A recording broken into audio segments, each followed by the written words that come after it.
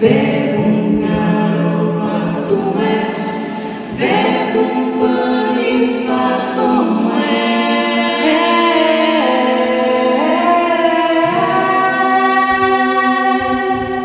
E aqui partes o teu pão em meio a nós, e quem o vier comer é comer, mas come aqui. Viva a tua igreja em torno a ti, e cada um encontrará sua verdadeira casa.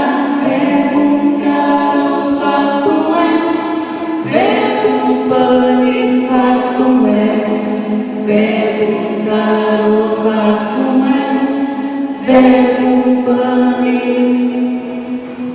Desde o princípio, quando o universo foi criado na escuridão, o Verbo estava junto a Deus.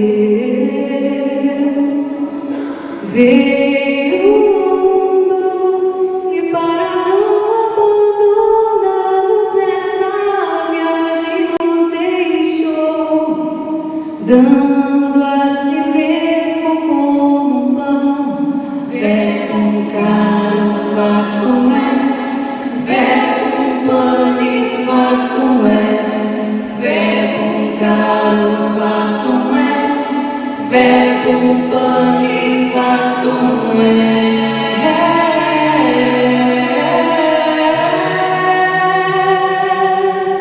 E aqui partes o teu pão em meio a nós, e o vier comer é comer, mas come aqui.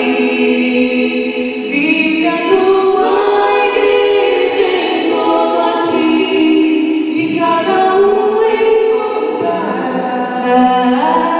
sua verdadeira casa.